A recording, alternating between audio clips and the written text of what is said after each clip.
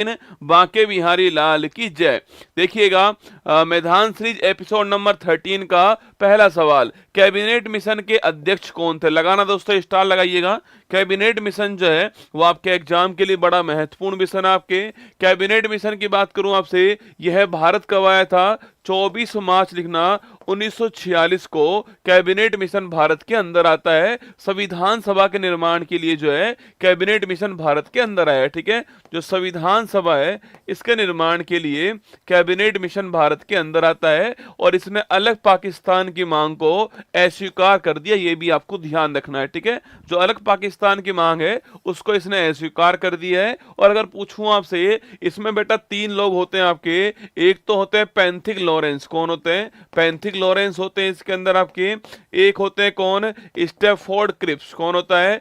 Stafford Cripps होता है। और एक होते हैं अलेक्जेंडर। कौन होते हैं? अलेक्जेंडर होते हैं। तो इसमें 3 लोग होते हैं। ठीक है, जो पैंथिक लॉरेंस साहब है वो इसके अध्यक्ष होते हैं। ये भी आपको ध्यान रखना है। ठीक है, तो पैंथिक लॉरेंस साहब अध्यक्ष होते हैं, ये भी आपको नोट करना है। ठीक है, अगर आपसे यहां पर सवाल पूछ लूं कि भाई साहब इसने जो है कुल भारत के अंदर 389 सीट बताई हैं, जो कि आप जानते हो कि एक सीट क्या है, हर 10 लाख जनसंख्या के ऊपर एक सीट होती है। और कुल आपके 389 सीट जो है वो यहां पर ध्यान रखना, वो यहां पर बताई गई है। ठीक है, इसमें से छापना, इसमें से आपके आपके 296 सीट जो आपके वो अलग होती हैं और 93 सीट छापना किसके लिए है? तो देशी रियासत होती हैं, इनके लिए मनोनीत की गई, जो कि राजा द्वारा कही जाएंगी। ये भी आपको ध्यान रखना है। ठीक है, और इसमें से आपके 4 सीट जो होंगी वो चीफ कमिश्नरी क्षेत्र के लिए होने वाली हैं। और याद करो, जो चीफ कमिश्नरी क्षेत्र होने वाले हैं वो 4 कौन कौन से होंगे? एक होगा दिल्ली होगा, एक होगा अजमेर मेरवाड़ा होगा, एक छापना, एक अजमेर मेरवाड़ा होने वाला है। एक आपका कौन सा होने वाला है? कुर्ग होने वाला है। एक आपका बलूचिस्तान होने वाला है। तो ये 4 क्षेत्र के लिए 4 आपके सीट रिजर्व की गई हैं। इसके अलावा जो 11 ब्रिटिश प्रांत हैं उनके लिए क्या होगा आपके? उनके लिए 292 सीट आपकी होने वाली है। ठीक है, तो कभी सवाल पूछो आपसे कैबिनेट मिशन के बारे में, सारी बातें जो हैं वो यहां पर आपके सामने, इनको आपको ध्यान रखना है। ठीक है, महलवाड़ी व्यवस्था के जनक कौन थे? ठीक है, जो महलवाड़ी व्यवस्था आपके सो, ये 3 व्यवस्थाएं होती हैं। कितनी आपके? ये 3 व्यवस्थाएं। मान लीजिए सो भारत है ये हमारा, तो यहां पर कौन सी है? यहां पर स्थायी बंदोबस्त है। कौन सा है? यहां पर स्थायी बंदोबस्त है आपके, परमानेंट सेटलमेंट यहां पर है। ये आपको ध्यान रखना है। ठीक है, इसको शुरू करने वाला कौन था? कॉर्नवालिस शुरू करने वाला था। ये भी आपको ध्यान रखना है। ठीक है, जो स्थायी बंदोबस्त है इसी को जमींदारी व्यवस्था कहते हैं। इसको शुरू करने वाला कौन? आपके कॉर्नवालिस शुरू करने वाला। ठीक है, यहां पर कौन सी होती है? तो यहां पर लिखना आपके, यहां पर रैयतवाड़ी व्यवस्था होती है। किसान को प्रमुख बनाया गया था, यहां पर रैयतवाड़ी व्यवस्था यहां पर अपनाई गई। ठीक है, और इसका प्रमुख पूछूं आपसे कौन थे, तो इसके हेड छापना रीड और मुनरो जो है वो रैयतवाड़ी व्यवस्था को शुरू करने वाले साउथ इंडिया के अंदर। ये भी आपको ध्यान रखना है। ठीक है, और दोस्तों एक लास्ट कौन सी है? एक लास्ट हो गई कौन सी आपके? वो है महलवाड़ी। कौन सी है? महलवाड़ी है, जो यहां पर मिलती है। और शुरू करने वाले कौन थे? होल्ट मैकेंजी शुरू करने वाले थे। ये आपको ऐसे ही याद करना है। ठीक है, इससे फायदा तो ये होने वाला है कि इनकी लोकेशन कहां पर। कभी सवाल पूछ ले आपसे कि बंगाल में कौन सा सेटलमेंट था, तो बंगाल में ये वाला था। ठीक है, सवाल पूछे आपसे साउथ इंडिया में कौन सा, साउथ इंडिया में कौन सा हो गया? ये वाला हो गया। तो ऐसे आपको याद रहेगा, तो ऐसे ही आपको याद करना है तीनों व्यवस्थाओं के बारे में। ठीक है, आधुनिक जो आवर्त सारणी है इसमें कितने दोस्तों क्या है आपके? इसमें कितने एलिमेंट हैं? देखो पहली बात तो आवर्त सारणी की शुरुआत करने वाले कौन थे? वो थे मेंडलीव साहब। कौन थे? मेंडलीव साहब शुरुआत करने वाले थे।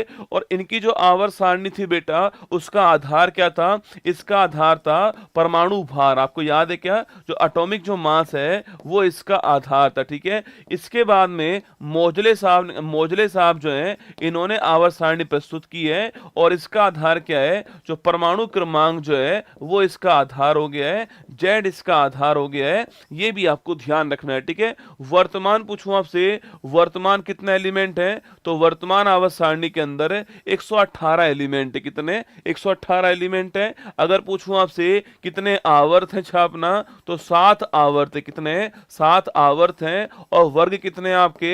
18 वर्ग है। ठीक है, तो पीरियड 7 हैं आपके, ग्रुप 18 है, ये भी आपको ध्यान रखना है। ठीक है, तो 118 एलिमेंट हो गए, आवर्त 7 हैं, वर्ग 18 हैं। मेंडलीफ की आवर्त सारणी का आधार परमाणु भार था, और जो मोजले साहब जो वर्तमान हमारी आवर्त सारणी है, प्रोडक्ट टेबल जो है, उसका आधार क्या? परमाणु क्रमांक है। ये भी आपको ध्यान रखना है। ठीक है, आगे देखिएगा, जल का अधिकतम घनत्व पूछूं आपसे किस तापमान पर होता है। ठीक है, देखो सवाल पूछे आपसे जल का जो अधिकतम घनत्व होता है वो किस तापमान पर होता है? 4 डिग्री सेंटीग्रेड छापना, इस तापमान पर जल का अधिकतम घनत्व होता है। ये भी आपको ध्यान रखना है। ठीक है, और दोस्तों पूछूं आपसे, अगर आपसे सवाल पूछे भाई साहब किस तापमान पर, क्या किस तापमान पर सेल्सियस और फॉरेनहाइट जो है ये दोनों आपस में बराबर होते हैं, बताओ मुझे वह कौन सा तापमान है जिस पर सेल्सियस और फॉरेनहाइट जो है ये दोनों बराबर हो जाएंगे,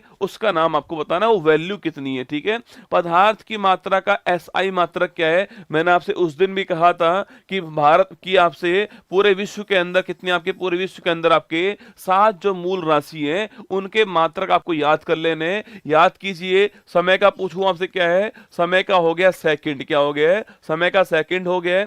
इसके अलावा पूछे आपसे जो लेंथ लंबाई होती है उसका क्या है छापना, इसका हो गया मीटर। ठीक है, इसके अलावा जो द्रव्यमान मास होता है इसका क्या हो गया आपके? इसका हो गया किलोग्राम। क्या? किलोग्राम। ठीक है, ये एसआई मात्रक है, इंटरनेशनल स्टैंडर्ड मात्रक है। ठीक है, हाँ लिखना, -40 डिग्री आपके जो है इसके ऊपर छापना, इसके ऊपर जो है सेल्सियस और फॉरेनहाइट जो है वो बराबर आपस में हो जाएंगे। ठीक है, अब देखिए आगे देखना, मैंने कहा द्रव्यमान हो गया, सो इसके बाद देखना, इसके बाद पूछूं आपसे तापमान, पूछे कौन सा छापना? तापमान केल्विन हो गया। तापमान क्या है? केल्विन हो गया, ये भी आपको ध्यान रखना है, महत्वपूर्ण सवाल है। ठीक है, विद्युत धारा पूछू कौन सा हो गया है? ये आपका एम्पियर हो गया। कौन सा?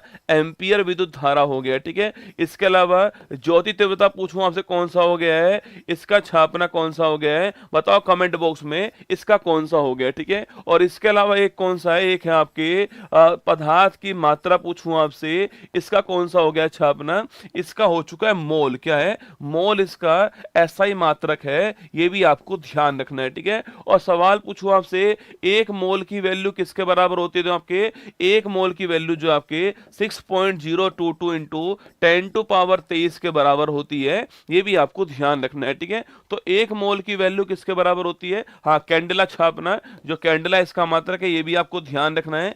अगर पूछा आपसे एक मोल की वैल्यू किसके बराबर है? 6.022 इंटू 10⁻23 के बराबर है, इसको हम बोलते हैं, इस संख्या को बोलते हैं आवोगाद्रो संख्या। लिखना, महत्वपूर्ण सवाल है, इसे हम बोलते हैं आवोगाद्रो संख्या कहते हैं, ये भी आपको ध्यान रखना है। ठीक है, तो वैल्यू कितनी है इसकी? 6.022 इंटू 10⁻23 है, ये भी आपको ध्यान रखना है। ठीक है, चलिए आगे बढ़ते हैं। मौद्रिक नीति समिति पूछूं आपसे, मॉनेटरी पॉलिसी कमेटी जो है इसमें कुल कितने मेंबर होते हैं? देखो मॉनेटरी पॉलिसी कमेटी जो है ये सो हर 2 माह के अंदर क्या है? हर 2 माह के अंदर क्या करती है? आपके रिव्यू पेश करती है। ठीक है, हर 2 माह के अंदर रिव्यू पेश करती है, मतलब एक साल में 6 बार। कितना? एक साल में 6 बार जो है रिव्यू पेश करती है। ठीक है, पहली बात दोस्तों, इसकी स्थापना क्यों होती है? इसकी स्थापना जो है, जो इन्फ्लेशन जो है, जो महंगाई जो होती है, इसको कंट्रोल करने के लिए जो है इसकी स्थापना की गई। ठीक है, कितना करने के लिए?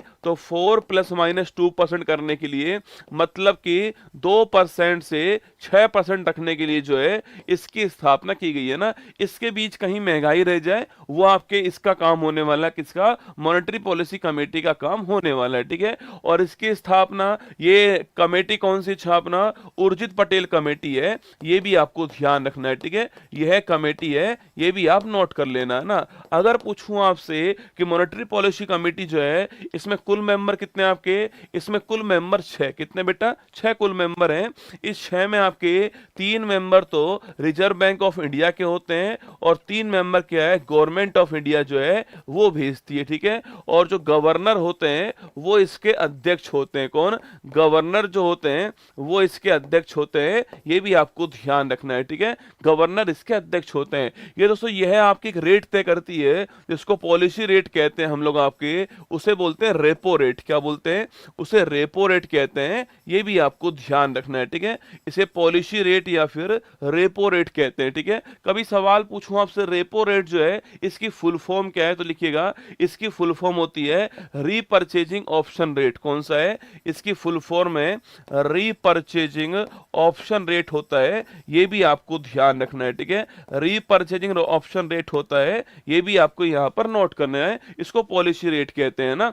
अंकोर वाट का मंदिर का निर्माण पूछूं आपसे किस वंश के द्वारा, देखो सवाल पूछा है वंश कौन सा है, ठीक है। देखो अंकोर वाट का मंदिर कहां पर है? यह है कंबोडिया के अंदर। कहां पर है? कंबोडिया के अंदर है। मंदिर किसका? आपके भगवान विष्णु का मंदिर है छापना, भगवान विष्णु का मंदिर है। सवाल पूछूं आपसे इसका निर्माण करने वाला वंश कौन सा है? अभी दोस्तों हाल ही में क्या हुआ? अभी दोस्तों हाल ही में इसको 8वां अजूबा माना गया, आप जानते हो। अभी हाल ही में इसको 8वां अजूबा माना गया है। और इसका निर्माण करने वाला वंश कौन सा हो गया है? खेमर वंश। कौन सा वंश है? खेमर वंश है। ये आपको ध्यान रखना है, ठीक है। तो निर्माण करने वाला वंश कौन सा हो गया है? खेमर वंश हो गया है। नोट कीजिए। खेमर वंश पूछूं आपसे इसका कौन सा राजा जो है आपके उसने निर्माण किया, ठीक है। देखो खेमर वंश तो हो गया है।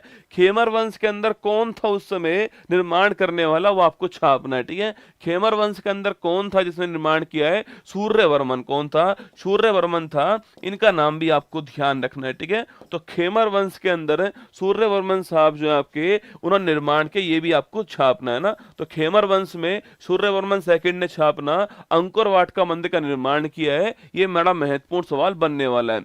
दक्षिणी ध्रुव पहुंचने वाला पहला व्यक्ति कौन है, ठीक है। तो आपकी जो हमारी जो पृथ्वी जो है, इस पृथ्वी का जो साउथ पोल जो है, साउथ पोल है, इस साउथ पोल पर पूछूं आपसे इस साउथ पोल पर पहुंचने वाला पहला व्यक्ति कौन है आपके, इसका नाम छापना क्या है? एमेंडसन इसका नाम है। क्या है?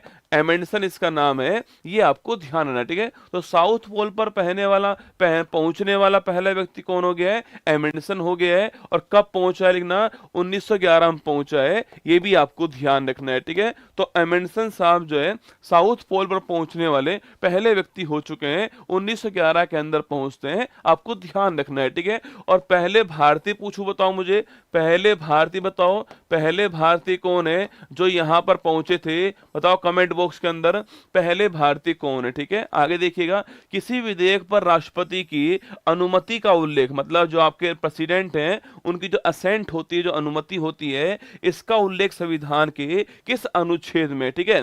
देखो दोस्तों कोई भी विधेयक अगर आता है, कोई भी बिल है आपके, मान लो आपके कोई नॉर्मल बिल है, कोई सामान्य बिल है कोई, इसके ऊपर छापना कोई सा विधेयक जो है, आप जानते हो कि जब पार्लियामेंट से पास होगा, पार्लियामेंट से पास होता है आपकी लोकसभा राज्यसभा से पास होने के बाद में ये राष्ट्रपति के पास पहुंचता है। और आप जानते हो राष्ट्रपति के पास में कुछ ऑप्शंस होते हैं, और ये ऑप्शन कहां पे लिखे हुए हैं?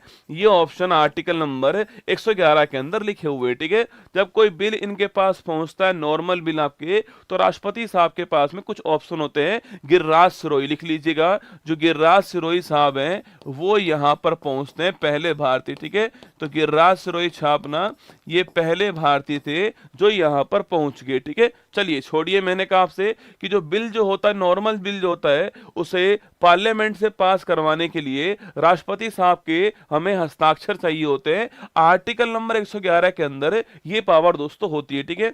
इनके पास पावर कौन कौन सी होती है? या तो वो साइन कर देगा, करते हैं, या तो साइन कर दें, साइन करते ये अधिनियम हो जाएगा, बिल है ना, ये जो बिल जो है साइन करते क्या होगा? एक्ट बन जाएगा, ठीक है। या फिर दोस्तों इसके अलावा क्या करते हैं आपके? रिजेक्ट कर देगा, कहते हैं रिजेक्ट कर दे। या फिर दोस्तों इसके अलावा आपके पुनर्विचार के लिए भेज देना, एक बार बोल देंगे वापस विचार करो इसके ऊपर, ये भी कर सकते हैं, ठीक है। या फिर इसके ऊपर जो है पॉकेट वीटो कर दे, मतलब कि ये वो पावर उनके पास में है कि उस बिल को अपनी जेब में रख लें, कोई भी जवाब ना दे उसका, जितने टाइम चाहे उतने टाइम रख सकते हैं, ये सारी पावर इनके पास में है। पर दोस्तों यहीं पर आपको लिखना चाहिए, यहीं पर आप लिख लीजिए, अगर दोस्तों बिल कैसा हो, अगर बिल दोस्तों मनी बिल हो, अगर कैसा आपके, अगर दोस्तों बिल मनी बिल हो तो इसके ऊपर साइन करने पड़ते हैं, ठीक है। इसके ऊपर साइन करने पड़ते हैं अगर मनी बिल हो, ठीक है। अगर बिल संविधान संशोधन हो, क्या हो? अगर बिल संविधान संशोधन अधिनियम हो तो भी ध्यान रखना, तो भी उसके ऊपर साइन करने पड़ेंगे और कोई उसके पास ऑप्शन नहीं होगा, ये भी आपको ध्यान रखना है, ठीक है, ये भी आपको नोट करना है, ध्यान रखना। बाकी ये वाले 4 ऑप्शन होते हैं, आर्टिकल नंबर 111 के अंदर उल्लेख है, ये आपको ध्यान रखना है, ठीक है। यहां फोटो लिखा हुआ है, लिख लीजिए आर्टिकल नंबर 111 ठीक आंसर हो गया है इस सवाल का, है ना। चलिए आगे बढ़ते हैं। पॉकेट वीटो का एक बार यूज हो चुका है आपके ज्ञानी जेल सिंह, जो ज्ञानी जेल सिंह था आपके, उन्होंने इसका यूज किया था, जो राष्ट्रपति थे भारत के ज्ञानी जेल सिंह छापना। एक डाक, दोस्तों डाक पोस्ट ऑफिस एक एक्ट आया था, डाक अधिनियम आया था, उसके ऊपर जो है इन्होंने यूज किया है, ये भी आपको ध्यान रखना है, ठीक है। एक बार इसका यूज हुआ है, ज्ञानी जेल सिंह ने यूज किया था ना। भारत के कितने जैव मंडलीय आरक्षित क्षेत्र जो है वो यूनेस्को में शामिल है, ठीक है। देखो जो भारत में आपके क्या है, भारत में कुल दोस्तों 18 क्या है, 18 आपके बायोस्फीयर रिजर्व है, क्या है 18 जो है वो बायोस्फीयर रिजर्व है, ये आपको छापना है। इन 18 में से जो 12 है क्या है, ये 12 जो है वो यूनेस्को के अंदर जो लिस्ट है उसमें शामिल है, ठीक है। तो भारत की जो 12 बायोस्फीयर रिजर्व है वो यूनेस्को की लिस्ट के अंदर शामिल है, कुल 18। सवाल देखो, सवाल पूछा है आपसे, सवाल पूछा है कितने जैव मंडलीय आरक्षित क्षेत्र यूनेस्को में शामिल है, ठीक है। तो 12 शामिल है, कुल हमारे पास 18 हैं, उसमें से 12 जो हैं वो यूनेस्को के अंदर शामिल है, ठीक है। आगे देखिएगा, पुष्प में नर जनन अंग आपसे पूछूं आपसे, ये है क्या कह रहा है आपके, देखो फूल जो होता है उसमें आपके एक तो होता है कौन सा आपके नर जनन अंग, मतलब मेल वाला होता है आपके, एक होता है फीमेल, एक कौन सा होता है, एक फीमेल होता है, ठीक है। कभी सवाल पूछूं आपसे मेल वाला कौन सा, देखो देखो मेल वाले के लिए एक वर्ड होता है आपके, कभी सवाल पूछूं आपसे एंड्रो वर्ड का अर्थ क्या होता है, एंड्रो वर्ड का अर्थ होता है आपके पुरुष होता है, ठीक है। एंड्रो का अर्थ होता है मेल आपके, और पूछे आपसे गायनो का क्या होता है, गायनो का अर्थ होता है फीमेल, क्या होता है, गायनो का अर्थ फीमेल होता है, ठीक है। एंड्रो का अर्थ मेल होता है और जो गायनो होता है उसका अर्थ आपके फीमेल होता है, ठीक है। तो मेल वाले का नाम क्या है, मेल वाले का नाम है एंड्रोशियम, क्या नाम है, एंड्रोशियम है। और जो फीमेल वाला उसका नाम क्या है, उसका नाम छापना आपके गाइनोशियम, क्या है, गाइनोशियम है, ये भी आपको ध्यान रखना है, ठीक है। तो एंड्रोशियम मेल वाले का नाम हो गया, और जो गाइनो है, गाइनो है छापना, उसका नाम क्या हो गया आपके गाइनोशियम हो गया है, ये आपको ध्यान रखना है, ठीक है। ये एंड्रोशियम एग्जाम में खूब पूछता है आपसे, एंड्रोशियम जो है वो एग्जाम में खूब आता है। एक सवाल और पूछूं आपसे, बताओ दोस्तों आपके एंड्रोजन किस हार्मोन को बोलते हैं, बताना मुझे, जो एंड्रोजन होता है ये किस हार्मोन को बोलते हैं, ये आपको बताना है, ठीक है। एंड्रोजन जो है किस हार्मोन को एंड्रोजन हार्मोन कहते हैं, ये आपको छापना है, ठीक है। बाकी एंड्रोशियम और गाइनोशियम आपके फूल का नर वाला पार्ट, मेल और फीमेल वाला पार्ट जो है वो आपके सामने लिखे हुए हैं। मैंने पूछा जो एंड्रोजन जो हार्मोन है वो किस हार्मोन को बोलते हैं, टेस्टोस्टेरोन हार्मोन, किसको बोलते हैं, जो मनुष्य जो आपके मेल में मिलता है टेस्टोस्टेरोन हार्मोन जो है इसको बोलते हैं एंड्रोजन, ये भी आपको ध्यान रखना है। अच्छा सवाल है एग्जाम के लिए, टेस्टोस्टेरोन हार्मोन आपको नोट करना है। अर्धसूत्री विभाजन में एक जनन कोशिका से कितनी संतति कोशिकाएं उत्पन्न दोस्तों होती हैं, ठीक है। किसकी बात कर रहा है, किसके आपके बात कर रहा है मियोसिस, किसका रहा है, जो मियोसिस जो होता है आपके अर्धसूत्री विभाजन जो होता है उसमें दोस्तों एक जनन कोशिका जो है, इससे पहली बात तो 4 अन्य जो है संतति कोशिकाएं बनती हैं, ये आपको ध्यान रखना है, ठीक है। तो 1 से 4 बनती है ना, 1 से 4 बनती है, ये आपको छापना है ना। तो 1 से 4 बनेंगी, ये आपको नोट करना है। यहाँ दोस्तों देखना आपके, यहाँ आपके 46 क्या होते हैं आपके, यहाँ एक के अंदर 46 होता है आपके, तो एक में 46 होते हैं, फिर आपके इनमें कितने होंगे छापना, इनमें 23 होंगे, कितने आपके इनमें 23 होंगे, ये भी आपको छापना है। मतलब सवाल पूछूं आपसे, मतलब से ये आपके संतति कोशिका जो होती है अर्धसूत्री विभाजन के अंदर, उसमें जो गुणसूत्र होते हैं वो जनन कोशिका के आधे होते हैं, ये भी आपको नोट करना है, ठीक है।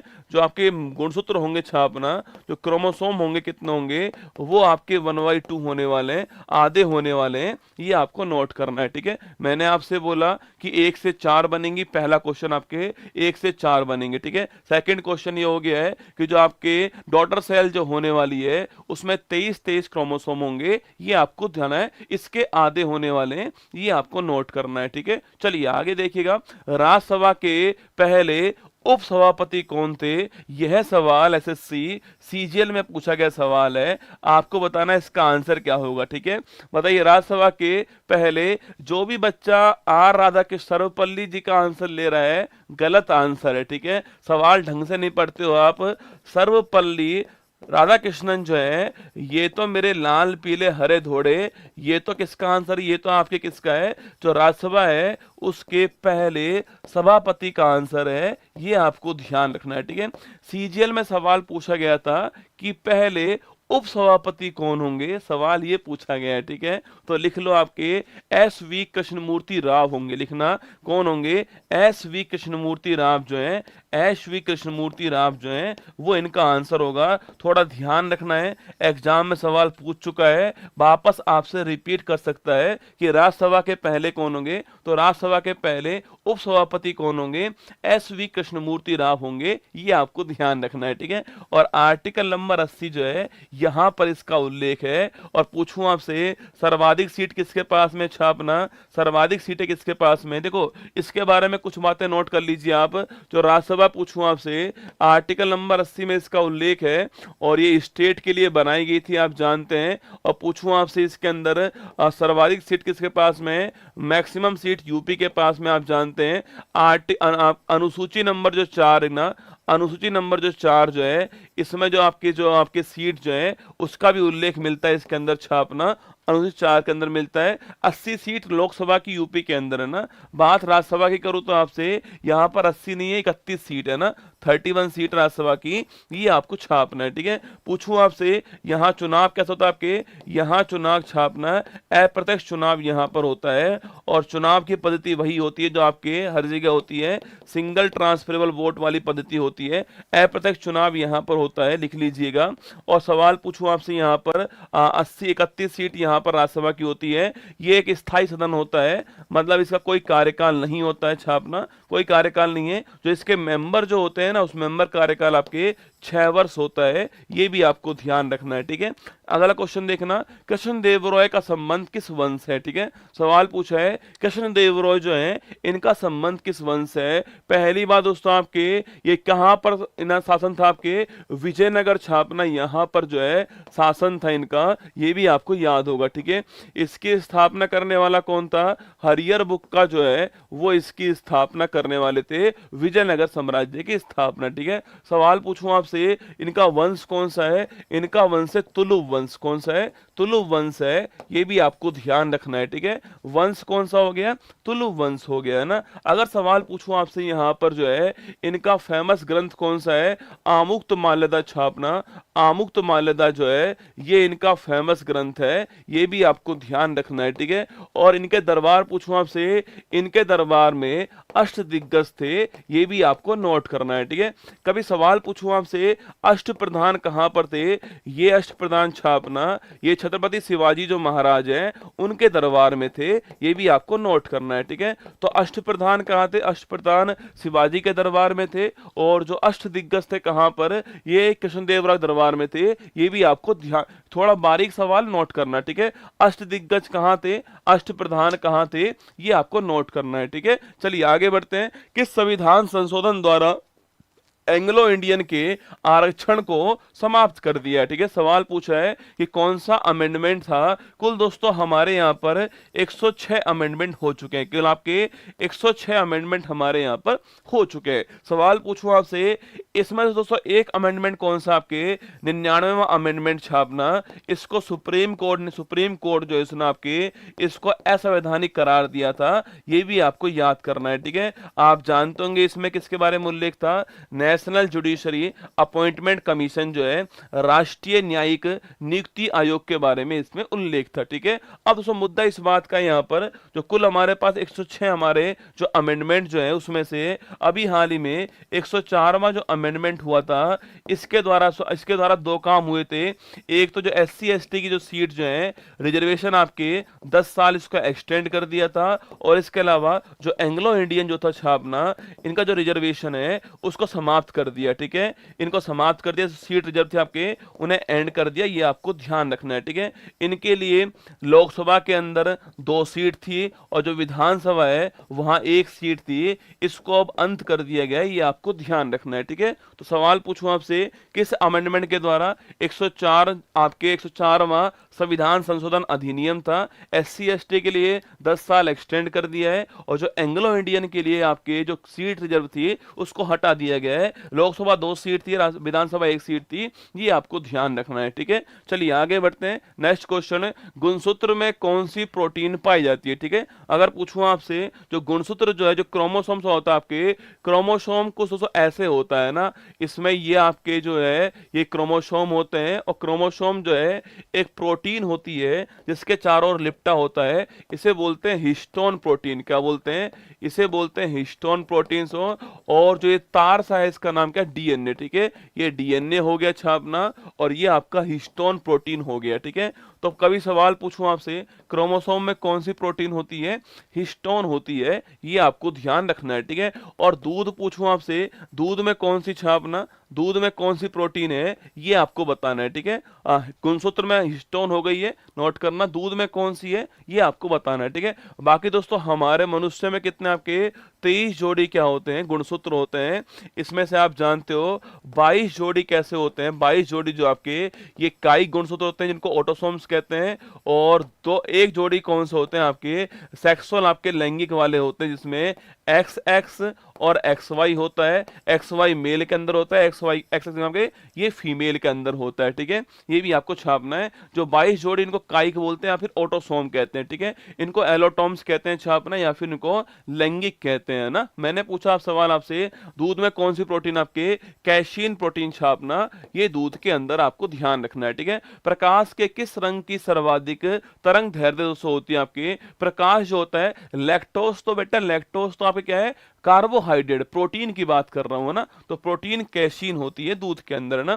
प्रकाश के किस रंग की सर्वाधिक आपके तरंग दैर्घ्य होती है? आपके वेवलेंथ की बात करूं मैं आपसे, तरंग के द्वारा एक कंपन में तय की गई दूरी जो होती है उसको वेवलेंथ बोलते हैं, ठीक है। इसका मात्रक होता है एंगस्ट्रॉम। क्या होता है? एंगस्ट्रॉम मात्रक इसका होता है। इसको ऐसे लिखते हैं, ठीक है। एंगस्ट्रॉम बराबर 10⁻⁻10 मीटर होता है, ये भी आपको ध्यान रखना है, ठीक है। एंगस्ट्रॉम इसका मात्रक है ना।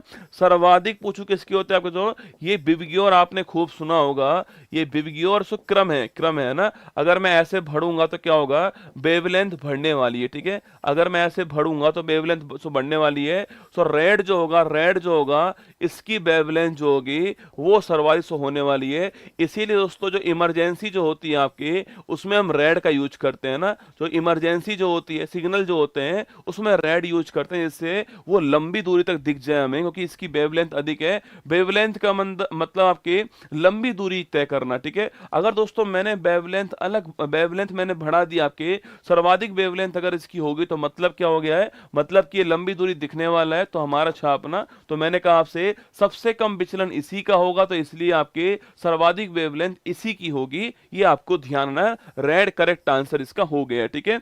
आगे देखिए, भारत सचिव का पद पूछूं आपसे, क्रिएट दोस्तों कहां पर हुआ, कब हुआ? आपके देखो इस पद का क्रिएशन कब होता है? जब दोस्तों EIC रूल हमारे यहां पर अंत हो गया था, जब बोर्ड ऑफ डायरेक्टर BOD और बोर्ड ऑफ कंट्रोल हमारे यहां पर अंत हो गया था, तब दोस्तों हमारे यहां पर क्राउन के द्वारा हमारे यहां पर एक भारत परिषद बनाई गई थी। और इसका हेड कौन बनाया गया? इसका हेड जो है छापना, इसका हेड भारत सचिव बनाया गया था, ये आपको ध्यान रखना है। और ये बात कब की? ये बात आपके 1858 के गवर्नमेंट ऑफ इंडिया एक्ट की है, ये आपको छापना है, ठीक है। एक भारत परिषद हमारे यहाँ बनती है, जिसके अंदर कुल कितने? इसके अंदर आपके कुल 15 मेंबर थे, और उसमें से जो हेड कौन था आपके, उसका हेड सचिव था।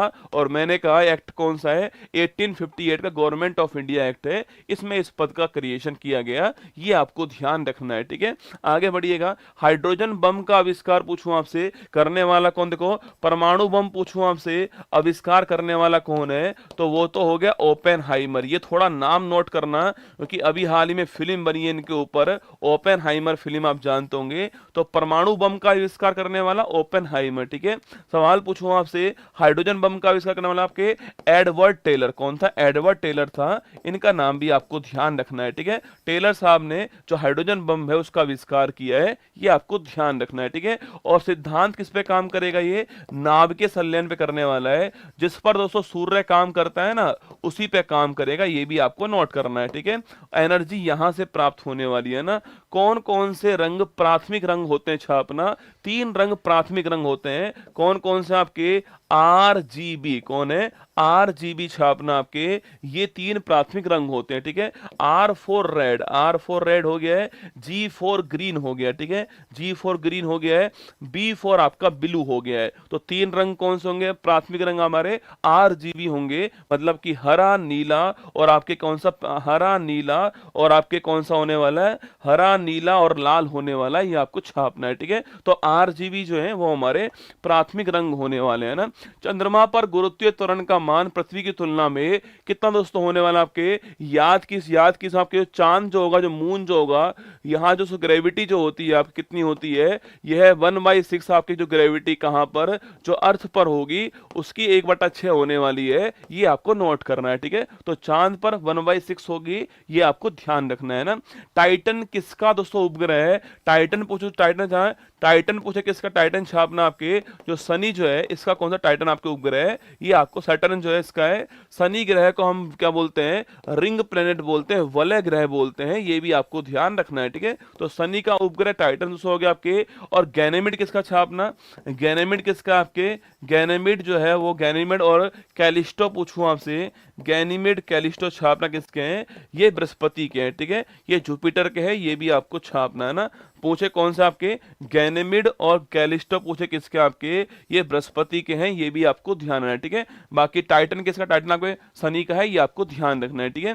क्रस्ट भूप्रपर्टी का निर्माण किससे दोस्तों होता है? आपके देखो, आपने खूब सुना होगा साइंस ज्योग्राफी के अंदर, आपने खूब सुना होगा कुछ ऐसे, आपके याद कीजिए। इसमें ये आपके क्रस्ट होता है, इसको क्रस्ट बोलते हैं, इसको मेंटल बोलते हैं, इसको क्या बोलते हैं? इसे कोर कहते हैं, ठीक है। सवाल पूछूं आपसे, जो क्रस्ट जो होता है इसमें क्या होता है? इसमें सियाल होता है ना, इसमें सियाल होता है। मेंटल में क्या होता है आपके? इसमें सीमा होती है, ठीक है, सीमा होती है। कोर में क्या है आपके? इसमें निफे होता है। कौन? निफे होता है ना, ये सुना होगा आपने। मैंने कहा था आपसे क्रस्ट का मतलब क्या है? इसमें सिलिकॉन प्लस एल्यूमिनियम, क्या है? इसमें सिलिकॉन प्लस एल्यूमिनियम होता है, ये हमने आपसे कहा था, ये आपको ध्यान रखना है, ठीक है। सिलिकॉन प्लस एल्यूमिनियम होता है, ठीक है। यहां पर सिलिकॉन प्लस मैग्नीशियम होता है, क्या होता है? सिलिकॉन प्लस मैग्नीशियम होता है। और यहां पर निकल प्लस फेरस होता है, क्या होता है?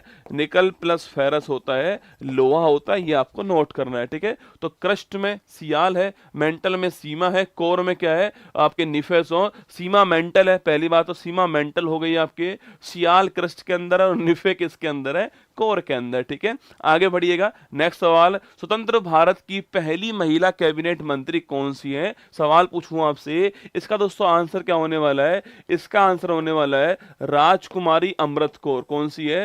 राजकुमारी जो अमृत कौर है, इनका नाम आपको थोड़ा ध्यान रखना है। ये भारत की पहली क्या थी? भारत की पहली आपके महिला कैबिनेट मंत्री है और हेल्थ मिनिस्टर थी, ये आपको छापना है राजकुमारी अमृत कौर के बारे में, ठीक है। एमपी लेट्स की शुरुआत कब होती है? देखो, पहली बात तो एमपी लेट्स का मतलब क्या है? Member of parliament local area development scheme जो है वो इसकी फुल फॉर्म है, ठीक है। Member of parliament local area development scheme जो है वो एमपी लेट्स की फुल फॉर्म है, ठीक है। सवाल पूछूं आपसे, एमपी लेट्स जो है छापना सो, एमपी लेट्स की शुरुआत कब होती है? 1993 में शुरुआत इसकी होती है, ये आपको ध्यान रखना है आपके। और इसमें 1 वर्ष के लिए 5 करोड़ रुपए की राशि मिलती है, ये आप जानते होंगे, ठीक है। इतनी राशि इसमें उपलब्ध होती है जो खर्च करनी होती है एमपी को, ये आपको ध्यान रखना है, ठीक है। भारत में अब तक कितनी बार राष्ट्रीय आपातकाल जो है वो घोषित दोस्तों हो चुका है? अब तक रसगुल्ला 3 बार, ठीक है। पहली बात दोस्तों ध्यान सुनना आपके, पहली बार पूछूं आपसे, राष्ट्रीय आपातकाल का उल्लेख किसके अंदर है?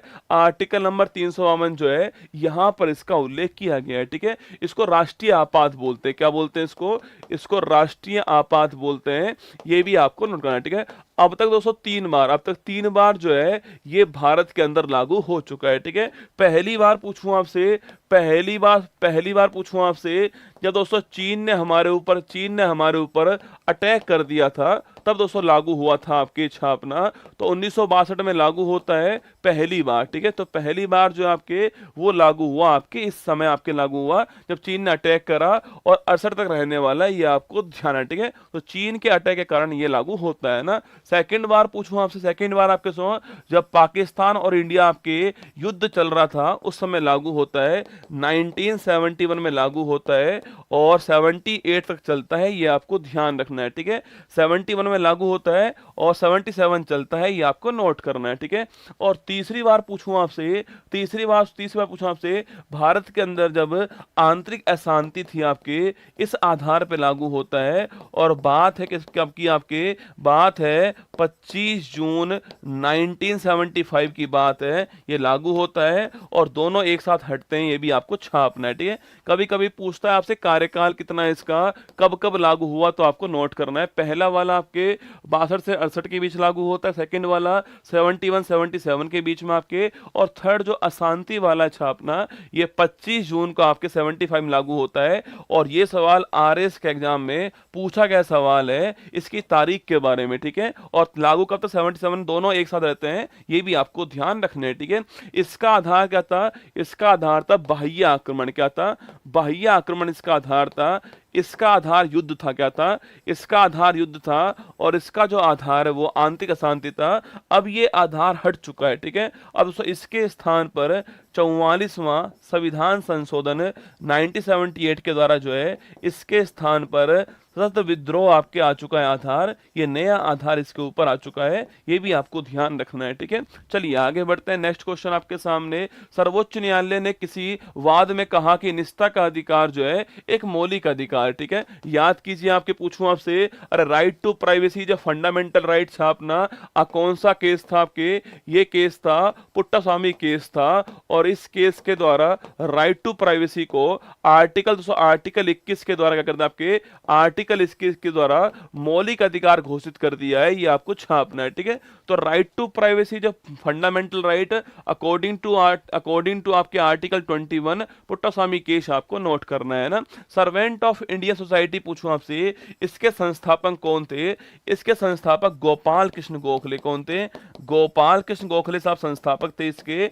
और अगर सवाल पूछे आपसे यहां पर, इसकी स्थापना 1905 के अंदर छापना महाराष्ट्र के अंदर होती है, और यह सवाल राजस्थान के आरएस एग्जाम के अंदर पिछले साल पूछा गया है पीटी के अंदर, ठीक है। तो 1905 के अंदर गोपाल कृष्ण गोखले साहब जो है वो सर्वेंट ऑफ इंडियन सोसाइटी की स्थापना करते हैं, ये आपको ध्यान रखना है, ठीक है। अंतिम दो सवाल आपके सामने, बांग्लादेश से भारत के कुल कितने राज्य बाउंड्रीज लगाते हैं आपके, अच्छा बांग्लादेश पूछूं आपसे, उससे बाउंड्री कौन कौन लगाएगा, पश्चिम बंगाल लगाता है छापना, पश्चिम बंगाल सो मेघालय लगाता है, मेघालय हो गया, इसके अलावा असम हो गया, याद कीजिएगा असम हो गया है, इसके अलावा त्रिपुरा हो गया है, और आपका मिजोरम हो गया है, ठीक है। तो कुल हमारे 5 स्टेट जो हैं वो बाउंड्री इससे साझा करते हैं, ठीक है। याद कीजिए 4096 किलोमीटर जो है वो हमारी बाउंड्री है, ये भी आपको नोट करना, सर्वाधिक बाउंड्री इसी के साथ में, ठीक है।